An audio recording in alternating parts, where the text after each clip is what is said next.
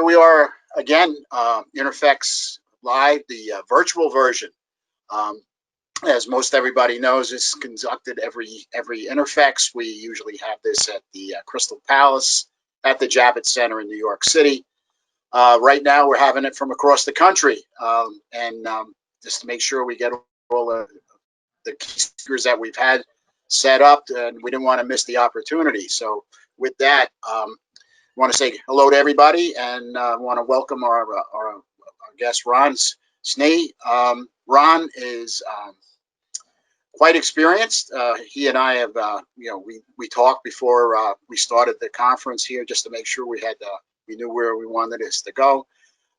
Just to give you some background, Ron is, I believe, owner of Snee Associates, as I take it. Correct. And Ron is got a vast background in the industry, spending, look, he was 24 years at DuPont, right? Yeah. Yes, right? That's correct. And right, and out of those 24 years, I think you said you had spent about 8 or 9 years in the clinical area, clinical trial area. Okay. So what we're going to focus, and based on our discussion today, we're going to be talking about the continuous process verification, just to give you a sense of the strength that Ron's coming at this with. Back in the late 90s, when Six Sigma was moving along, Ron was the key individual. He worked at Johnson & Johnson for quite some time to get their Six Sigma platform up and running.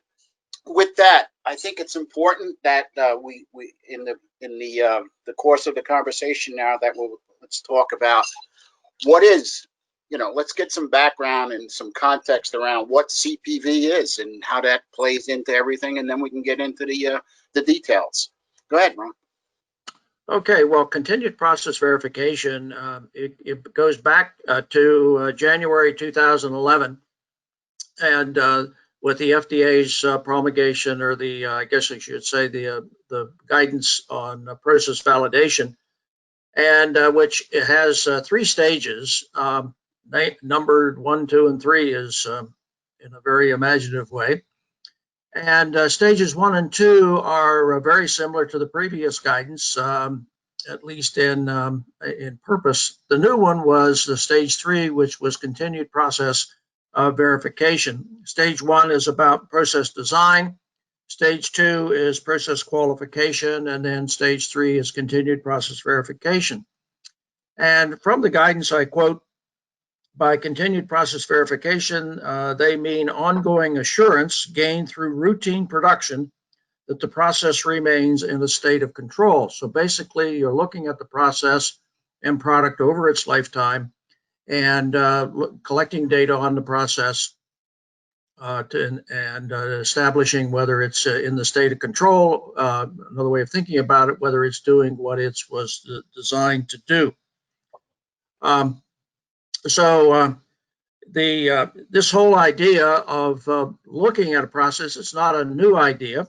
It's new to maybe pharma. It's a very important idea based on good science, based on data, and on risk management. So in that sense, it's really a fundamental shift from where pharma manufacturing was before 2011. Good. I think it's good you bring that context in. It used to be, well, not with most companies, but with a lot of companies, you'd scale it up and drop it into production and walk away. And that's kind of where some of these problems began. I think that's what FDA had identified. So what I'm hearing, this is more of a life cycle thing now. Is that right, Ron? Yes. It's cradle to grave, continued process verification. Okay. You look at the product beginning to end. So how strongly have companies picked up and run with this thing? I mean, what's the success rate? Well, not success rate, more or less. What's the implementation rate? What's your experience been with your clients? Experience is, as you might expect with a new idea, it takes a while for it to catch on. Progress is being made, but it's a learning process, and companies are learning how to do this. Along the way, you see roadblocks. One of the big roadblocks is that the companies do what's known as the annual product review, and a lot of people first thought, well, gee, continued process verification is the same as the annual product review. Well, that's not the case. The annual product review is an event, happens once a year, and many times it's just something that people go through and they don't pay a whole lot of attention. While continued process verification is almost a daily event, where you're looking at the process always and assuring that it's working as it should be. Some of the other roadblocks, it is data-based, which is a good thing. Some organizations, particularly small organizations, have problems getting data, getting good data. People are, it's more than just control charts and capability indices, which we'll probably get into later. But people need to learn how to do that, how to think from a systems perspective. So it's a learning process. Is part of the roadblock having the tools? In other words, is it something that you know, we say small company, large? I mean, it's not like it requires a large technical platform. I mean, this is something that could be accomplished with the tools that we all have at our fingertips pretty much every day, or how does that work? Well, the tools, the basic tools that are used have been around for a long time. There's software that implements those tools, so you can get the software to do it. It's available on the market. Yeah, all of the what can you say? All of the elements, the things that you need are there. They just people just need to learn how to use them, and if they're not already using them. Another, I guess, roadblock is people have been using statistical thinking and methods to monitor their processes, tend to think, well, we're already doing that. Well, I think particularly when you think about it from the life cycle perspective, that's a different perspective. And so that takes some learning, and it's not what we've always been doing. When you say learning, I mean, these are things people, they look at the trends, they need to respond. Is this the kind of stuff that they have to learn, or rather than just sitting on the data? I mean, it has to be, right? I mean, if we're tracking and looking, and if corrective action is required, these are systems and procedures that have to be put in place. Is that another area that turns out to be a roadblock for some folks? Well, you have to create those systems. You're absolutely right. You have to have systems that look at the data on a routine basis, and decide when actions need to be taken, and put procedures in place to take those actions. Yeah. So when we talk about measures of performance, okay, the things that pop into my head, you know, again, coming out of development, and is obviously your product stability, product performance, conformance to quality standards, these things. What sort of measures of performance are we talking about? I mean, for example, we have process stability and capability. Why don't we get into some of that? Okay, well, you're really thinking at a high level of two things. You're thinking of process stability and process capability. Stability is talking about really thinking about having no trends. A process operates within its upper and lower control limits, and there's no non-random patterns. Another way of thinking about it is you look at the variability, it's within limits, and it's boring. So when life is good, the trends that you see are boring. There's actually nothing going on. The capability is that the process, the properties, product properties, I should say, get it here in a minute, are within the specifications. And here we're talking about maybe it's tablet thickness and weight and friability and dissolution and potency and those kinds of things. And you're expecting those to be within specifications. So that's capability. And obviously, one of the things is the feed systems, or the material going into the process has to conform. I mean, I think sometimes people forget that this has to reach back to making sure we have good, solid specifications. Absolutely, you got to have good specifications, and you do think about continued process verification. I've sort of been talking about it at the end of the line, but it's really all the way through the process. And a particular place, and I'll, if I get a chance, I'll mention an example a little later, where you've got raw material issues, and of course those problems go down the product line and create problems as it goes through the system. Yeah, it's ironic you would say that. I think the both of us in our careers have, we've been called in on a process that's gone astray, and I would say 100% of the time, well, call it 90% of the time, it's a specification that is kind of creeped. And it turns out in a lot of cases they have, people say, geez, I got specifications, but it turns out that they're way too broad for the capability expectations. Well, they're too broad, or it wasn't a lot of thought put into the specifications in the first place. And then over time, the people that created the specifications move on and do other things, and they gain the specifications gain a life of their own. When in fact, if you look at the fundamental basis for the specifications, many times it's either non-existent or pretty weak. Yeah, I mean, we talked the other day, but I think one of the things that I had come across several years ago, we were looking at a process, and it was an osmotically driven tablet. Anyway, long story short, everything, when you looked at the specifications, the loss on drying for the active ingredient was well within spec. But as you said, this was a spec that was put in, and it turns out the active ingredient itself was capable of polymorphism, creation of pseudohydrates. I don't think neither you and I know what happens when you incorporate that in what you consider a steady process. It goes sideways pretty quick. Yes. Yeah, I think that's something that people really have to look at. I mean, particle size, these things that have to be looked at, reviewed.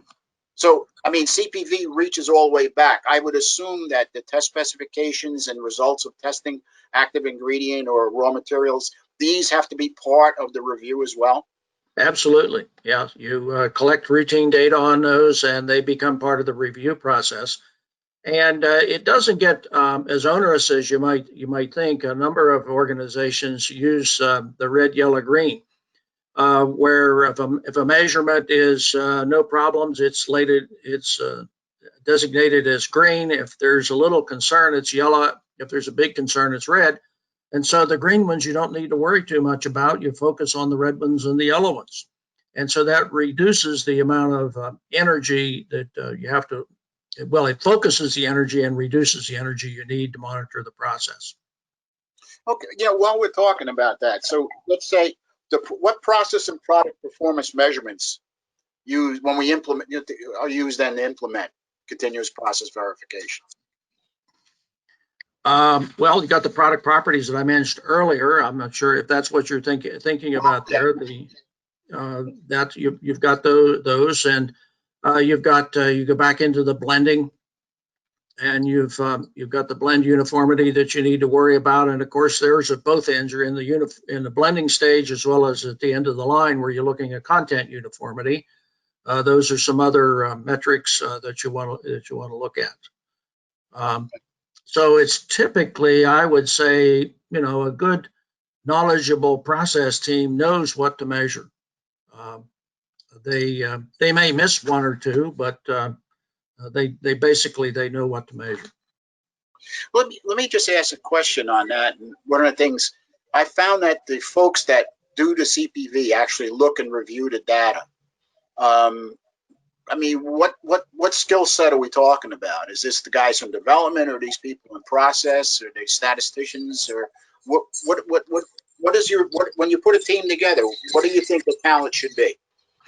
Well, if you put a team together, particularly in the beginning, or if you're doing some troubleshooting, you need to have a blend of skills.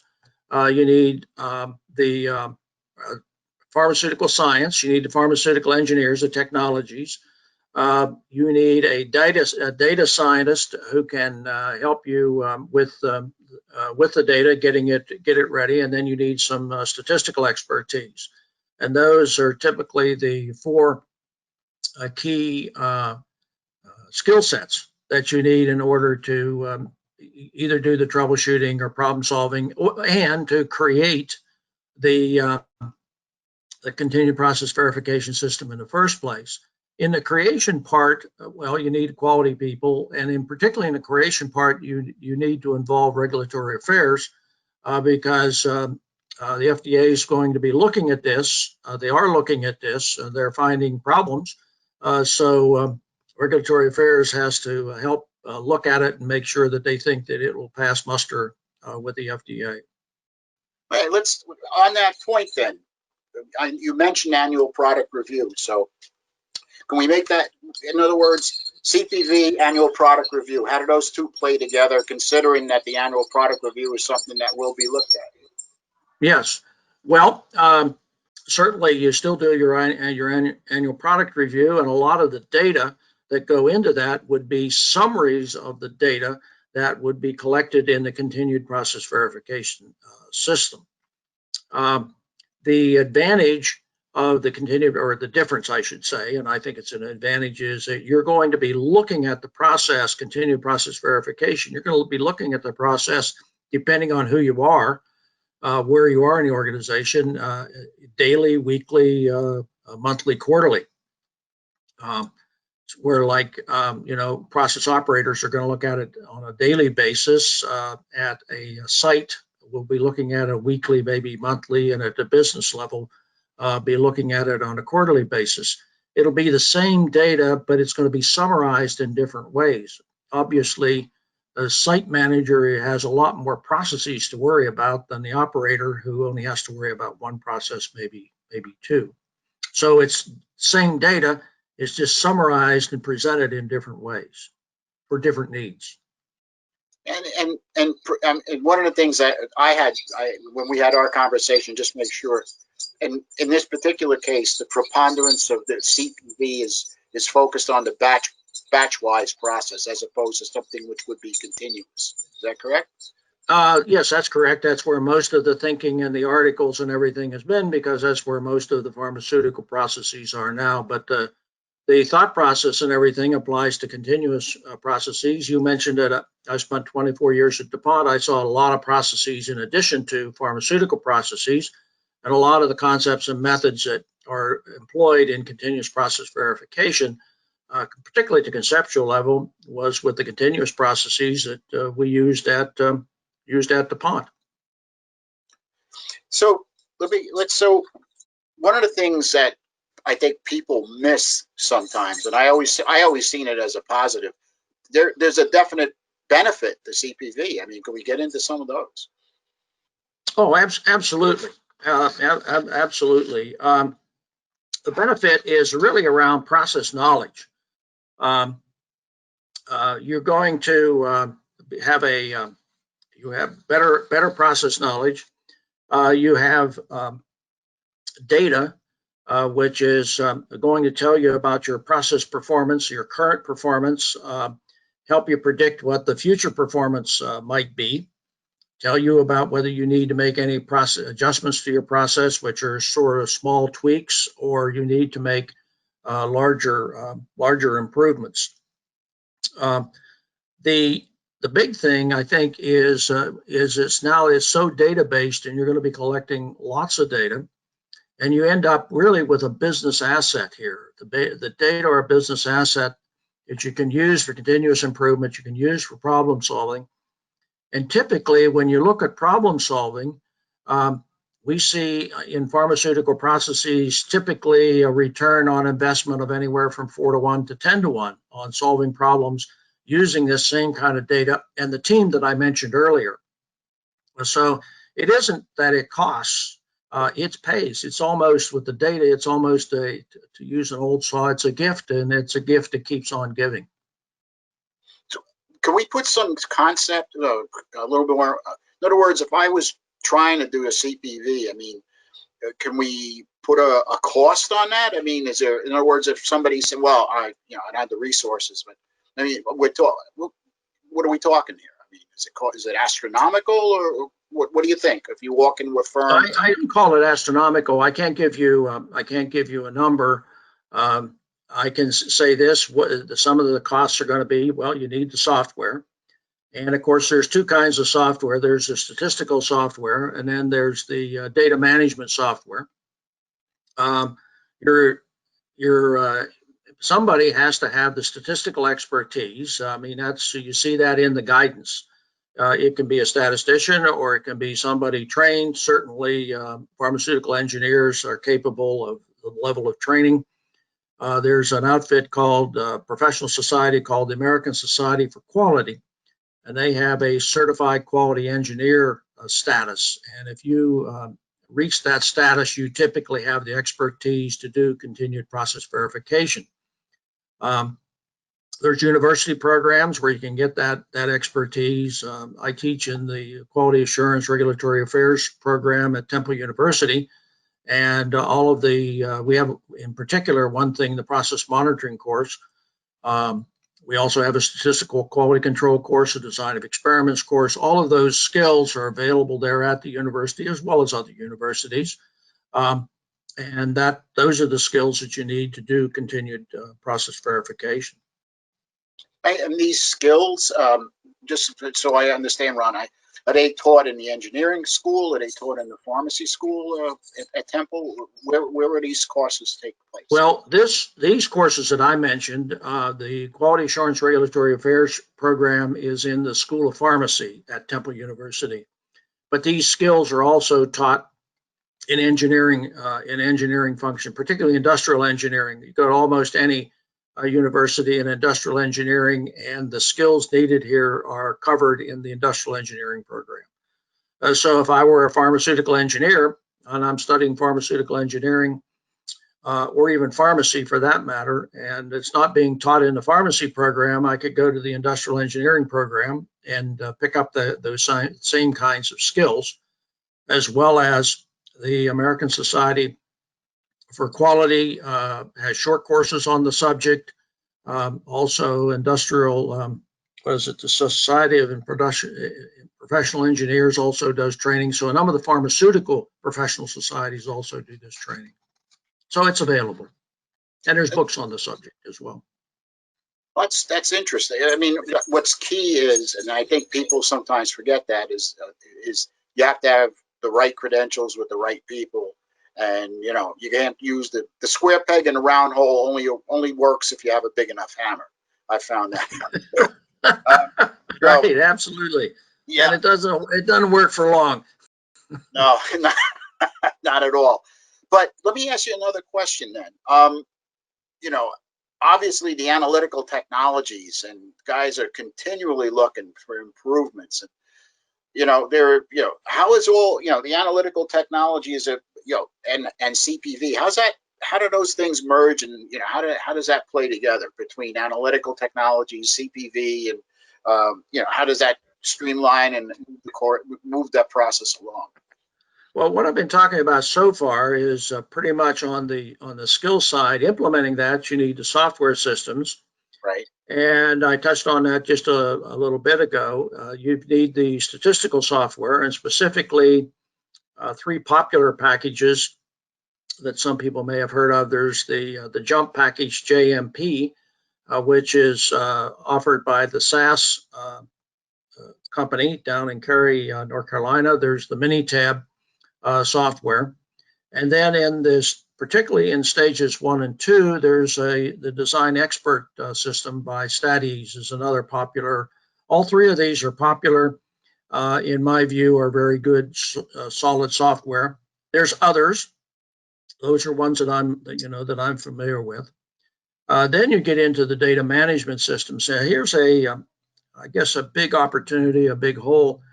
We have data management systems, people collecting data using data management systems, but there's very little statistical software in those systems that can enable you to do the statistical calculations associated with continued process verification. If you can do that, and you should do that, then you don't need so much the statistical software that I mentioned, and it just all becomes part of how we run the business, because these data management systems, that's how organizations are running the business. So that's a big opportunity, and down the road, I'm confident that's going to happen. Right. You And in mentioned, some places, I'm sure it already is. I just I can't be specific. I don't have the specific knowledge on that. I get it. Yeah, you mentioned Minitab. I mean, I've come across that many times. And again, I'm not one versus the other. It just seems that that's maybe just seems to be more common in the East Coast here. At least that's what I've seen so far. Anyway. It's very common. You mentioned my experience there in the Lean Six Sigma arena, and that was one of the premier software packages that the Lean Six Sigma folks used. So yes, it's around, and it's a general purpose package. If you have data, the chances are that Minitab and Jump and StatEase can help you with it. Yeah, I mean, if let's look at it another way. Okay, no, you talked about red, yellow, green. I mean, this is pretty much, the manufacturer is he's experiencing difficulties, and that those difficulties, is that from development to manufacturing, or in other words, if a pharmaceutical manufacturer is seeing a problem maintaining its quality, and he's made the move from development to manufacturing, what strategy would you recommend to identify these problems and move ahead? I mean, that's usually in my experience, a lot of times that's where some companies fall apart. Other times it's once it's put in place. So what's your experience, and what would be your recommendations there? Well, I think backing up for just a moment, we need to keep in mind that if you go back to your you had the second law of thermodynamics that says that if a process will not stay left alone, it doesn't stay constant, that it evolves or devolves into chaos. And that is constantly going on with all of our processes. So even though a process is developed well in development, it goes into manufacturing, over time, things change. They don't stay the same, and you run into problems. And key to the problems, the first is, well, let's define what that problem really is. What problem are we trying to solve? And then the next important step is to get the data. Well, that's where continued process verification comes into play. Is if you've got a system in place, you've already got the data. Next, while you want to analyze the data, and typically one of the best ways of analyzing the data is to do some graphical analysis and follow that up with some analytical analysis. But you can go a long way with graphics.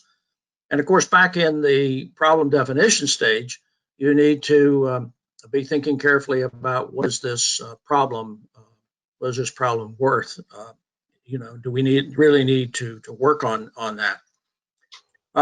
Just to give you a case that my colleagues and I worked on a number of years ago. This was a new blockbuster biopharmaceutical product, and it was a big pharma, and they were really very excited about it. And then they got a concern that they were going to have trouble meeting market demand.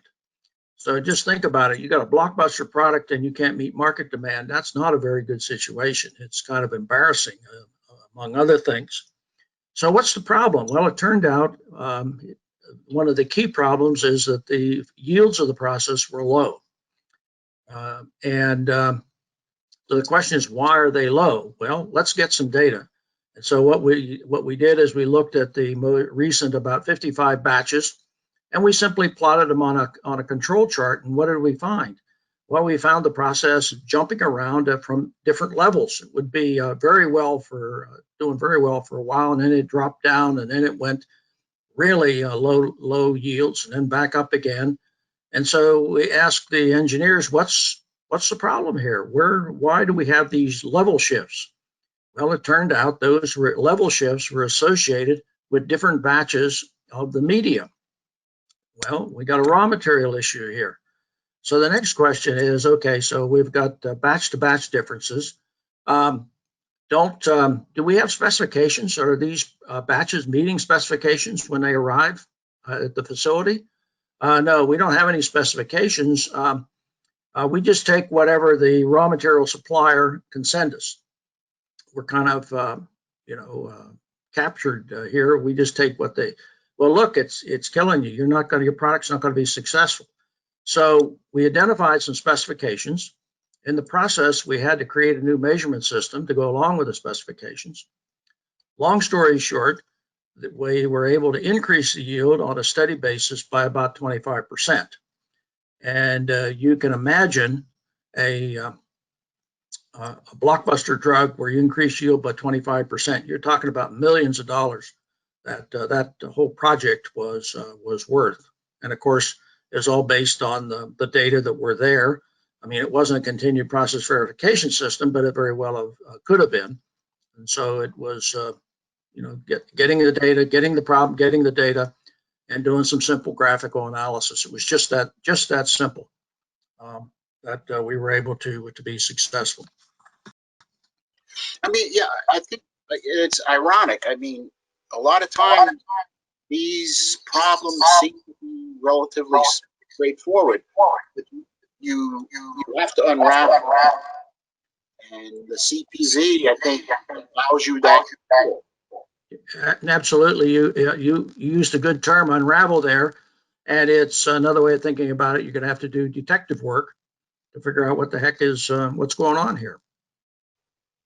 One of the things that I think it helps is to unravel these sorts of mysteries. Like you said, yield.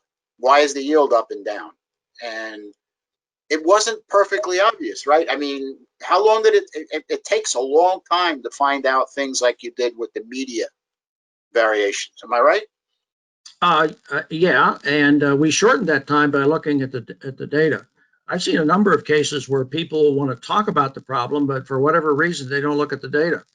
And so one of the first things you ought to do is look at the data. And of course, continued process verification gives you that data. It's there, should be anyway. So let me ask you this then. And maybe, one of the things I found, and I think it gets back to the media, but it could be something that is, it's a procedural thing. So in a paper-based system where, let's assume the guy, he's got batch records, he's making his entries, he's doing the process work. That could lend itself to problems. So I guess my question is this: in a firm that is paper-based, to CPV's got to be a lot more challenging to unravel a problem. Has that been your experience, or am I? No. That's exactly right. Because typically, if you're going to do any type of analysis, you've got to get the data off the batch records, and you got to get it into some kind of a software system so that you can begin to do some work with it. And then with batch records, you often find some problems with the data. You may find missing data. There are times when the data, well, as I can't put it politely, they may have been manufactured. People wrote down what they thought wanted when in fact it wasn't. So you got to be suspicious of the data. A key term here that I use, and some of my colleagues have picked up on it and they find it really effective, is known as the data pedigree. The data pedigree. You got to know what the pedigree of the data is, and that'll tell you how good the data are and how much you can trust it, and so on and so forth. So when you get into these problems, knowing the data pedigree, and of course, as soon as you tell me, well, it came off of paper records, I'm really suspicious. My antenna go up because I'm suspicious there's going to be some problems associated with that kind of data. It's unfortunate. I don't mean to be critical. That's just the way life is. That's reality. Well, I think it's important we do talk about stuff like that here too, Ron. I mean, we're talking CPV, we're talking process verification, but there are some very, very odd things that could affect it. And the reason I asked the question is, we were talking, our example so far have been, pretty good. I mean, we're talking about media variation, we're talking about, changes in solid state physics and physical chemistry, but let's put it in a more basic process. And this goes back to, a few other products I had worked on extensively. And we got in, we were starting to see content uniformity variations and assay drops. And this was a product that had a pretty fair amount of time and grade. And pretty much, what we found was we were able to track it back to the weighing. One guy would weigh with the lid, one guy would weigh without the lid for the batch. And you and I both know, if you're talking about something that's a 10 milligram dose, the weight of the lid has a significant impact on the amount of API. Mm-hmm. Yep, absolutely. And so what you did is you investigated the pedigree of the data. How are these data generated? What was the process by with? Well, there was Joe and Tom. Joe used the lid, Tom didn't. Yeah. We used to call, that was the Tuesday effect, we used to call it. But it's funny that you and I would talk, but the bottom line is that's what CPV is about. I think it's easy enough to think, because we have we put in place these procedures, that the pedigree is going to be solid. Well, if it turns out that, like you said, Tom's not doing what he was told to do, then but what it does, it points to the training, it points to procedure. I mean, it highlights a lot of other things internally. Yeah, and it could points to also to supervision. Nobody ever paid any attention. They just told Tom and Joe to go do the measurement. Nobody ever told them how. That's for sure. And so, having said that, so Ron, when you work with firms with this, you talk about data pedigree. I mean, obviously in oral solids, let's just try to we'll stay with something most of our listeners understand, and that is, in the case of tablets. I mean, do you check do you look at things like he's going to take a mesh pattern, he's going to take a loss on drying measurement, he's going to take a bulk density? Do you find yourself having a look at these before you set up a CPV program, or what has been your experience? Well, it's as part of setting up the CPV program, you want to look at the measurement systems and assess the repeatability, the reproducibility of these, if it hasn't already been done. That is almost the Achilles heel of many systems, is that people don't pay enough attention to the measurements. Back in my Lean Six Sigma days, when I was working heavily in those projects, we found, if you're familiar with Lean Six Sigma, that checking the measurement system is part of the measure phase of the DMAIC process. Probably 50% of the time, there was issues with the measurement system. And so we'd learn very early in the process that we could have measurement problems. So you need to be, when you're working with measurements, you really need to understand how these measurements are made and what is the value of the measurement. What's the pedigree? Do you see going forward? I mean, I think we talked briefly about it. Do you see an update coming for the process verification guidelines, or do you think we're going to sit tight and see how it works, or what do you see coming up? Well, I can only guess. I don't have any inside information. I can only tell you that, as you know, the previous version was in 1987, so it took about 24 years before we got the 2011 version. So it's going to take a while. I think the guidance, in my experience, is really good. And if you follow the guidance, you're going to go make giant steps ahead of where you are today. So I don't think right now there's any major changes needed. As I said earlier, I see it as what companies ought to be doing anyway, regardless of whether the guidance was there or not.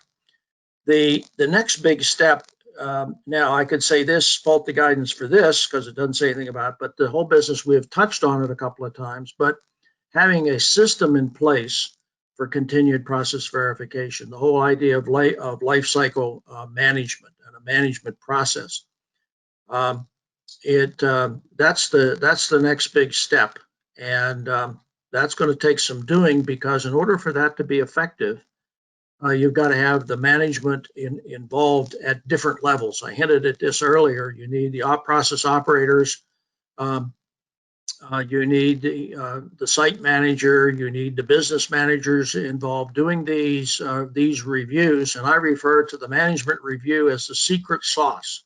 That's what makes this thing run, and that's what makes it sustainable over time, the secret sauce. There's an old adage that says that if you want something to happen on a regular and sustained basis, you have to have a management system in place so that in order to make that happen. So that's the next big step. And I'm not aware of any companies that are doing that, but I'd love for somebody to tell me about it, because I think that's the next. There's a lot of people think that doing control charts and capability statistics is all you need to do, and that isn't all you need to do. That's just a very minor first step. Yeah, on that point, Ron, I think a lot of cases, what some firms do is they track the product. In other words, there's the early phase, and they get all the data and they put together a finished package, and then they make the next jump to perhaps a larger or phase 2, phase 3 trial or a larger batches, and they do an assessment, and they do what I think a lot of firms call is they do gate management. In other words, it can't progress without all of these pieces in place.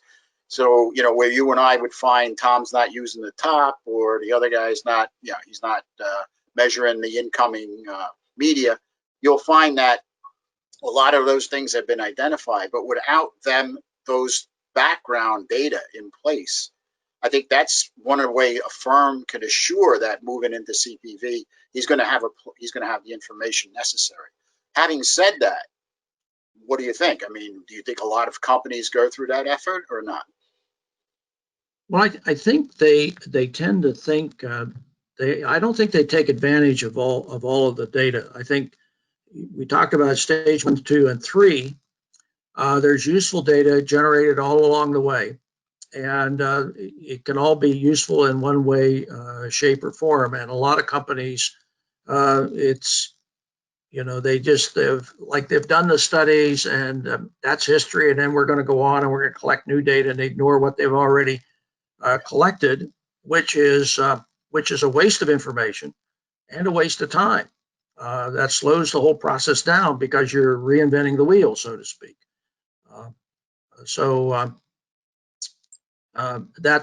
It's more, and I think that's a skill that people need to better understand as to how to integrate data over more of a lifetime of a product or a process. We tend not to do that, and that's a skill. That's a skill that we need to develop and utilize. Yeah, I think a lot of time we had spent some time with a couple of firms, and what we've done in a lot of cases, we put together a manual. This is how you go from phase 1 to phase 2. These are the things you need to collect. These are the things you need to verify. So when guys like Ron Snee comes in and he does his pedigree check, you got something to show for it.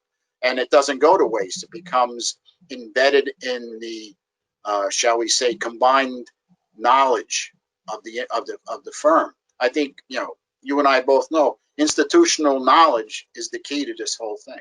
Yeah.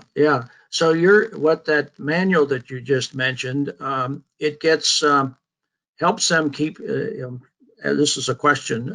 May sound like a comment. It's a question. It's the important kinds of data in each of the different phases. What are these important data, and then how do you integrate and use them throughout the lifetime? Is that the point of this manual? That's exactly correct. So, and it depends on how the firm manages it, but there is a review. If you're going to come up to a point where you're saying, I'm ready to go from phase 1, small batches, very simple dosage forms, to the next phase or phase 2, there's a gate, and it has to be looked at, and all of the information is looked at, reviewed, and analyzed, so that things like the potential for a drug to shift its solid state properties due to moisture is something that we're going to identify. And you know what? Like you said, Ron, people did the work. It's there. But if you don't document it, it's lost into the sands of time. And I think that's one of the biggest mistakes people have. And then they come and they took the experts like yourself and it's okay, let's do CPV. And it's like, okay, so where is all the pieces? So that's pretty much the way it's handled. Yeah, yeah. A lot of work to be done, a lot of work, but there's big opportunities here, tremendous opportunities, producing better products, getting it. I think we don't have to worry less, I guess, about drug shortages. Bottom lines are going to be positively effective. There are just tremendous opportunities here, and it's in the data, and the continued process verification provides that database. So kind of getting down to the wire here, but Ron, but let me ask you the bonus question. So people are going to want to when they listen to our virtual discussion here, what as a closing statement, what would be the first thing to do? I mean, what is the future proof? What is the first couple of steps before they try to, hey, I'm going to do this? But what else should they do? What would you recommend? Well, I guess I'd recommend one, they have to get the guidance and read the guidance. That's a good place to start. Then they need to get with somebody and help them create a vision of what that continued process verification system might look like. And then once you've got that vision of what it ought to look like, then you begin to put the pieces together and build it over time. And like I mentioned earlier, there's a good chance that you've already got some of the pieces. So you want to review what those pieces are, how are they working, and then how can we build on those pieces to get us toward that vision of what our system ought to look like. Well, thanks, Ron. I appreciate the discussion. Hopefully, we've touched on a few things that and shared some of our combined knowledge here. And with that, I want to, again, thanks a lot. And make sure you get that guidance and read it. There was the key piece there, Ron. So, got it. Thanks, Ron. Okay. Thank you, Russ. Yeah. Right. I enjoyed the opportunity to be with you.